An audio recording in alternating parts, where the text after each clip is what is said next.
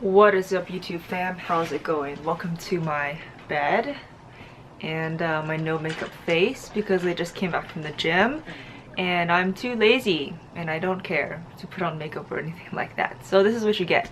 Anyway, so as you can tell by the title of this video, this is going to be my review on my Cartier Juste ring.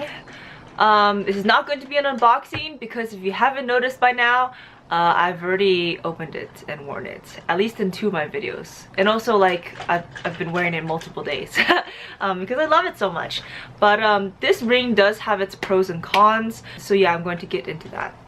So this is what the Cartier bag looks like. The beautiful, famous red bag with the words Cartier on it. This really luxurious, silky rope handle with this little stopper right here so it doesn't slide around. The back is just plain and empty, and yeah, this is just it. Should I do thumbnail? My hair looks terrible. Okay, so this is the receipt. I'm not going to, it probably shows my address. So I can tell you the cost. Well, actually no, I'll tell you the cost and why and everything. I'm so bad. I just threw this into the bag and then put it on the ground and didn't really care about it. I also almost lost the authenticity card. Like literally like 2 days after buying it. So this is the beautiful Cartier box. There we go. Ta-da! Ta-da! And yeah. There's no ring inside because I'm wearing it. But yeah, this is, yeah, with the beautiful words Cartier. Very little plush box right here. I know everyone, like, I don't know, goes crazy over these boxes, but to be honest, I don't like boxes very much. I don't like, you know, my Chanel boxes and my Dior. I keep them, but I don't put the stuff back inside of them. I actually put them in a separate place, so now I just have a bunch of empty bags and boxes, and I don't quite want to toss them out yet because in case I do want to resell certain things for a higher profit or anything like that, it's good to keep, you know, all the boxes and the dust bags, things like that. This is very beautiful, you know, I do like it. It's just takes up space. Here is their certificate of authenticity. This is actually really pretty. I'm just going to cover the serial number, but I can show you the rest. So can you guys see it? There we go. So that's what it looks like. Super fancy. That's nice. It's great to keep these, especially if you want to resell items or anything like that, because things like Chanel and Cartier, fine jewelry and things like that, you want to make sure it's authentic. It's much easier that way. Excuse me. Okay. Oh yes, and on the back it also says Cartier. So this is a real authenticity card. Whatever. I'm sure there are fakes. So of course, let me show you my ring. I'm sure you guys know all about the Cartier Love collection and the Juste Clou collection. I think those are probably the 2 most well-known jewelry collections that Cartier currently has. I know they have the Panther collection, but not too many people, like, once you get to the Panther collection, like, the price, like, if you already think that the Juste Clou or the Love rings are expensive, like, once you go to the Panther collection, it's like hella expensive. So most people don't buy stuff like that. So let me scoot on really close. My hair's not working today, whatever, ignore that. So yeah, this is my Cartier Juste Clou in the size small and white gold. If you saw my current favorites video, this was in that video. Why? Because I freaking love this ring. So yeah. Now let's go into why I wanted to buy it. I've actually originally wanted to buy a love ring, a Cartier love ring, for the longest time. There were 2 things, actually there are 3 things that prevented me from buying it. Number 1, it's really common. Too many people have it. Like, either whether, you know, their husband or their boyfriend or their fiance buys it for them or they buy it for themselves. It is one of the most well-known but also the most common Cartier pieces. You know, the Cartier love rings and the Cartier love bracelets. I'm sure everyone knows that. So number 1, I don't like having something that most people have, so that kind of was like meh to me. Number 2 is that the Cartier Love Ring, while very beautiful and stunning, and I love its minimalistic look, has a tendency that if you scratch it, it's pretty easy to see. And I understand it's a ring, you know, your hands like touch everything, and like, you know, all rings eventually get scratched. Doesn't matter if it's like any kind of gold or whatever, unless it's fully encrusted in diamonds, which means it'll be fine. It's gonna get scratched, and that's something that most people have come to accept with all of their rings, especially if you wear a wedding band or anything like that. I'm sure you understand what I'm talking about. But the Cartier ring, because it's so smooth and flat, it does have a tendency to show scratches pretty easily, and that didn't bother me too much. What did bother me the most was the fact, and this is the third reason why I did not buy it, is that it is rhodium plated. The Cartier Love Rings, with or without diamonds, are rhodium plated, and I do not like rhodium plated white gold.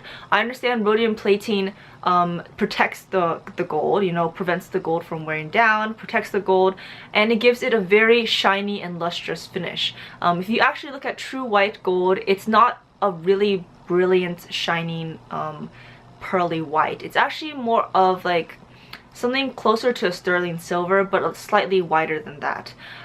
So rhodium plating gives white gold its beautiful, almost glowing white look, which does look very, very beautiful. But the thing is, it will wear off within 2 to 3 years, and it's not going to look that nice. I've seen love rings which are like over 5 years old, and they look pretty horrendous without the rhodium gold plating. Sorry, the rhodium plating, just because the plating has worn off. And you know, you can get it replated, and I'm sure a lot of people do that for their fine jewelry that is rhodium plated, but I don't want to deal with that. It's kind of expensive, and I just like longer lasting pieces that I don't have to maintain too much. So those were the 3 reasons why I did not buy the Cartier love ring. Let's not even talk about love bracelets or Juste Clou bracelets, because I thought about it for the longest time, and I just realized I'm not a bracelet person and I would never wear it, okay?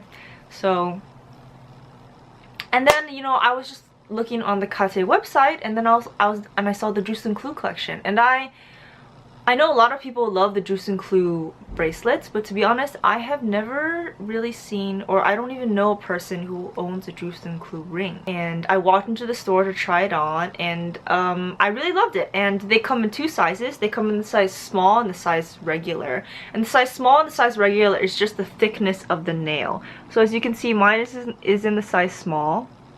It is a thinner nail, and I think that suits me the best because I have pretty small hands, pretty short fingers, and if I wear a ring that's too thick, it doesn't look good on me. So I tend to go with thinner rings in general.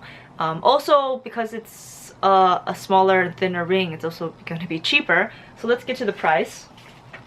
The price of my Juste Clou ring in the size small of white gold retailed for $1,200 in US dollars, and then you add $93 in tax. So tax is like freaking like basically another $100. So this ring was about $1,300. I will say white gold is the most expensive out of all the golds for fine jewelry. It's more expensive than rose gold / pink gold, and it's more expensive than yellow gold. So I did choose the most expensive out of all the golds. Another reason why I liked it, besides how unique it was, is the fact that Juste Clou rings, unless you have diamonds on it, but plain Juste Clou rings and plain Juste Clou bracelets are not rhodium plated. And I'm very, very happy with that. And here, I'll give you another look what true white gold looks like that is not rhodium plated. It's gonna look like this. It's not going to look as shiny and as white as the Cartier love rings. Also, I need to thank my sales associate Louis at Cartier.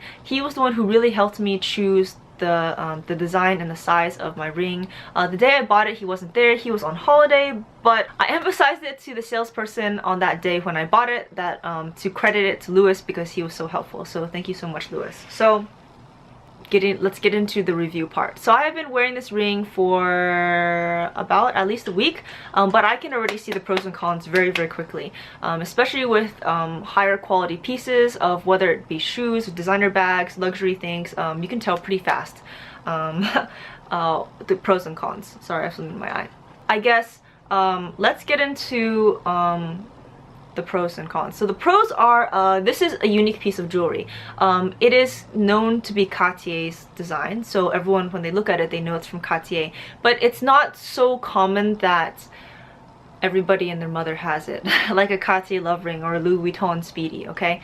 So that's what I do like it about the uniqueness. I personally like it because it's not rhodium plated. And of course it's a piece of fine jewelry. I understand some people are like, I don't want to spend that much money for jewelry, and you know, I'm fine with just gold-plated jewelry. It doesn't have to be solid gold and things like that, and I totally understand, especially if you're on a budget. Don't even think about spending outside your means. But I have grown to love fine jewelry more and more and more. It's just not only because of the quality and, like, you know, how stunning like real diamonds look on your finger. It's just that to me it's much easier to maintain. Things that are gold plated will eventually lose their plating, and things that are like fashion jewelry or like have, like, you know, iron or things like that will eventually rust and they won't be nice anymore. I can wash my hands in this, you know, and I'm not really worried about anything. And here are some of the cons about the Juste Clou ring. Now, I still love this ring. I'm not going to sell it. I'm not going to return it or anything like that. But here's the thing. So I did mention in my current favorites video that I actually had to exchange this for a different size. So I originally bought it in the size 52, and I was pretty sure at the time, because I was trying lots of rings on, and you know, that a 52 was my size, because it is not a flat ring. So, like, you know, a flat ring or band is completely flat against your skin, completely surrounds the skin, and you can tell pretty obviously whether it's going to fit you or not. The Juste Clou is not like that. The Juste Clou has some three-dimension. As you can see, it has the nail head that sticks out. It's not completely closed, so there is a bit of gap. So if you are interested in buying this ring, I suggest that you size down. That's what I had to do. I originally bought it in a size 52, and I had to exchange it for size 51.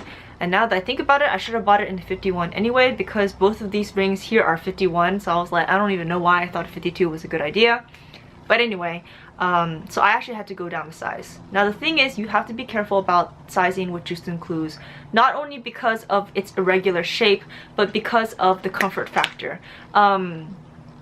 This is literally a nail wrapped around your finger, and it will hurt you. If you still buy it a size too small, the nail head will press into your skin and it will hurt you. And I've only been wearing this for, let's say, about half an hour. And I just took it off. I've been wearing it on this finger. Let's take a look. Can you guys see? It's already making an indentation onto my finger. It hasn't bruised my finger. I've worn this for long periods of time throughout the day. Has never bruised my finger, but it will make a mark into my finger. And to some people, it might feel uncomfortable. Like, occasionally I will change a finger and put it on a different finger just to give that finger a break. So yeah, so if it is too tight, I could see it potentially like being pretty uncomfortable. Oh, I'm gonna include this really quick clip right now. So about the sizing, of course, I did recommend to size down. But if you want it to be more comfortable and you want to choose your regular size or go up a size, just be aware it will have a tendency to slip off. Like, this is why I downsized to a 51, because when I got the 52 and I wore it the next day, you know, because your fingers can swell or shrink depending on the temperature and the time of day, I shook it and the ring just flew off my finger into the distance somewhere in my room, and I had to go find it. So just please be aware, if you do want a more comfortable fit, that fit will be looser. Go figure. Okay, moving on. And you cannot really lean against this ring. Like, I know when some people sit down, they kind of push their hand into a chair or a sofa. Don't do it with this ring, because it will hurt. I will say that the point of the nail is actually quite sharp. Actually, let me be really careful. Okay, so I don't know if it's gonna focus, but the point of the nail can pierce your skin. It has already done so for me.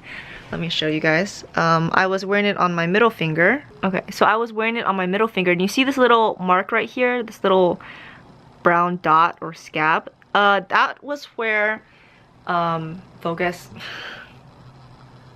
Okay, that was where the point of the nail actually cut my skin.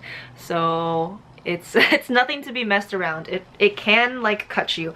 And the nail head is the cylindrical part of the nail head. If you take off this ring in a hurry, it will cut you too. Your finger has to be pretty relaxed, and you just kind of have to really gently like wiggle it off, because I have had the nail head cut across my finger, across the joint, cut lines across on top of the joints of my finger. So that kind of made me realize why I don't see a lot of people wearing this, and if they do, they probably don't wear this for long periods of time, because this is not exactly the most comfortable ring to wear. Personally, you know, I don't care very much.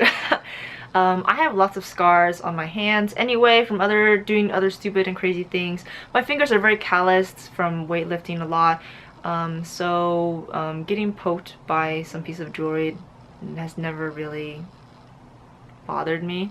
But that is something to keep in mind if you are interested in buying this ring. Be prepared for this to not be a comfortable ring. Like, okay, a poke really is not going to like break your finger or anything like that. It's not that serious, but I know some people just don't like it if their jewelry is uncomfortable. Like, they just will end up not wearing it, or they'll just like, you know, not enjoy it as much. And I can definitely see that. It's up to your personal preference. I've also decided to buy this ring to fit this particular finger, just in case my finger size does change. I can always size up into this larger finger, or I can always size down into these two other fingers. Your dominant hand will always be slightly larger and I don't know, have more muscle mass than your non-dominant hand, just because your dominant hand, you use it more often and you write with it. So this is on my right hand is my dominant hand, and so this is on my dominant hand. So if, you know, if my fingers are more swollen that day, I can always switch to my other hand, and I can always make sure that this ring isn't pressing too hard into my finger, if you get what I mean. Sorry, that was really rambly and wordy. I hope I haven't forgotten anything else. So yeah, let me know if you guys have any questions, or if there's anything that I missed. I still think the Juste Clou collection is a wonderful collection. I still think it's very beautiful, and of course that's why I still have it and I still bought it, despite the potential, I don't know, cons of having this ring. But I do really love it. So yeah, give you some more eye candy. There we go. So anyway, I hope you guys enjoyed watching this review. I hope that some of you found it useful. I know this is like, Cartier is not cheap, and not everyone can afford to buy it or is willing to spend the money for it. But you know, for those of you who are interested in buying it for yourself or for other people, hopefully this video was helpful to you. And yeah, so that's it for today. I'll talk to you guys later. Bye.